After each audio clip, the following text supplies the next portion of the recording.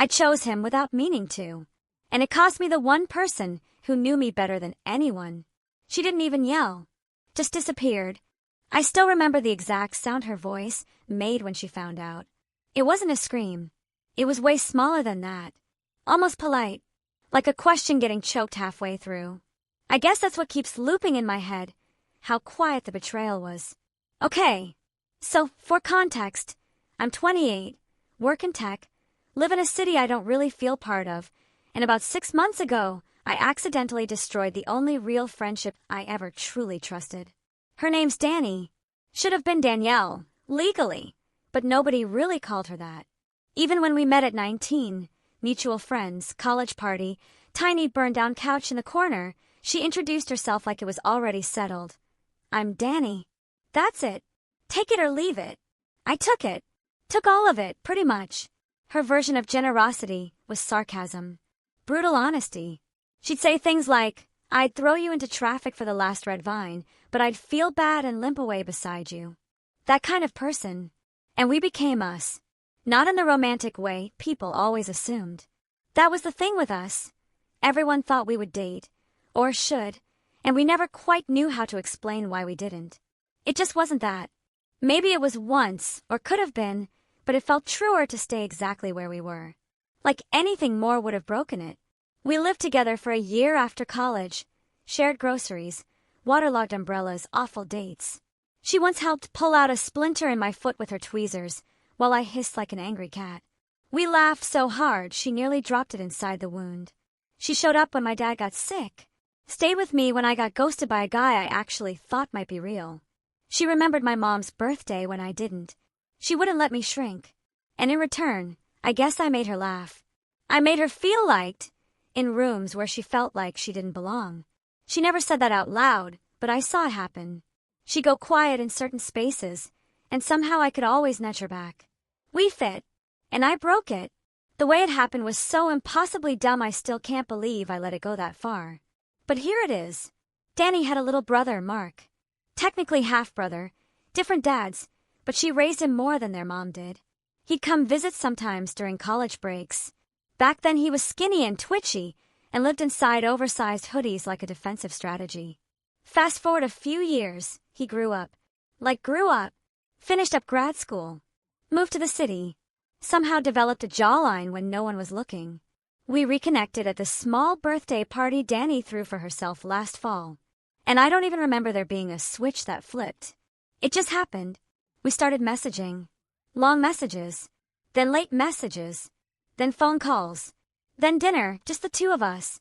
None of it was technically secret at first. But I didn't tell Danny. And I didn't ask Mark if he had.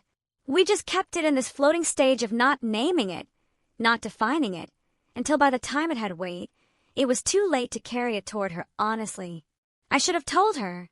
The whole time I kept thinking, this'll probably fizzle, and I won't have burned anything. She'll never even need to know. But it didn't fizzle.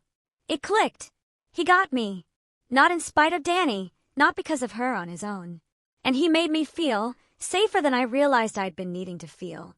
He kissed me on a Thursday, standing outside a Thai place with paper bags getting soggy between our hands. That was the moment it stopped being harmless. We still didn't tell her. And then one day, she found Mark's Spotify open on her laptop. Saw a playlist he'd made. It had my name on it. Driving home from ours place, with a heart. That was all it took. A playlist. The text came at 2:14 a.m. Wow. Just tell me if this is real. Don't lie. I sat in bed, screen lighting up my face, heart clawing out of my chest, and thought, if I lie now, I'll lose her completely.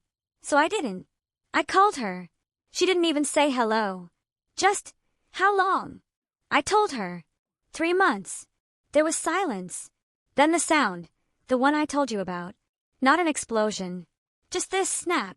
I think it was the sound of the glue coming undone. She said, so you went behind my back. And chose him. I tried to explain I hadn't chosen anything. Which is bullshit, obviously. I did. In small ways. Every day I kept it from her. I chose him over her. Over us. She hung up. After she hung up, I sat in my apartment staring at the floor like it was supposed to explain something to me. Mark called twice that night. I didn't answer. I didn't know what to say to him either.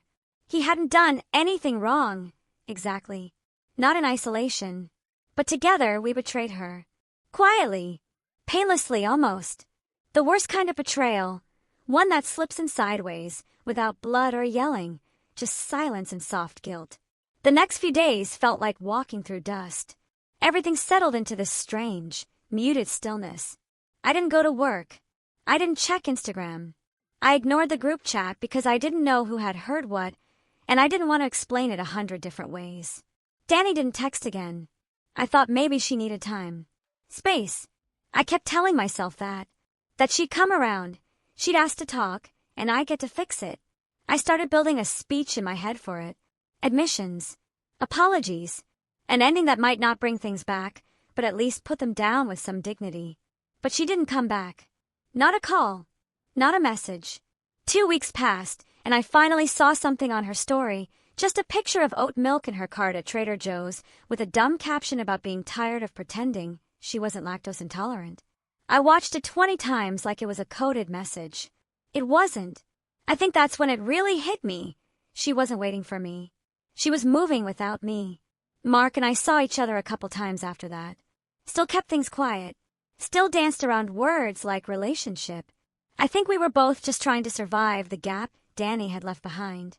Sometimes he'd ask about her. Just one word. Anything. I'd always shake my head.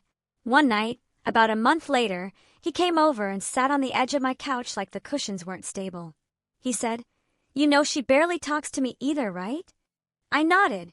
"Yeah. She's not even mad. She just shut the door. Like permanently." And then he said something that stuck with me. Something weirdly honest. He said, "I think we cracked something she didn't know could break." I didn't cry. I just stared at him and thought, then why didn't either of us stop? We broke the rule that had never been spoken. Don't steal your best friend's person. And even though he wasn't hers, and even though she never claimed him like that, she trusted me to keep that boundary. To know it without needing it mapped out. It's not about rules, really. It's about the space we expect each other to protect. I didn't protect it. Mark eventually ended things, which I think we both knew was coming. He said it kindly. Said we were heavy with each other in a way that didn't feel like love. I didn't argue. He left a pair of socks and a charger at my place. I didn't give them back. Danny started dating someone new a few months after that. I only know because Maya, a mutual friend, brought it up over coffee like it was casual. I guess it is now. But it knocked the wind out of me. Not because she'd moved on, but because I wasn't even in her update circle anymore. And here's the worst part. I still think about texting her. All the time. I imagine it constantly. "Hey, I know I don't deserve your time, but I miss you." Or, "Not looking for a fix, just wanted to say, I loved being your friend." Or, "Can you ever forgive me?" But I never send them, because I'm afraid the answer is no. And deep down, I think she already gave me the answer, all those months ago with silence. I'm not mad at her for it. Honestly, if the roles had been reversed, I don't know if I would have handled it as graciously as she did. She didn't scream. She didn't try to ruin my name or weaponize our secrets. She just left, and left me with a version of myself I didn't want to believe I was. Sometimes grief isn't one loud strike. It's just a slow leak of all the things you thought would always be there. The Friday texts, the inside jokes, the friend who knows which mug in the back of your cabinet is the one you always reach for when your stomach hurts. Danny knew that mug. She knew me.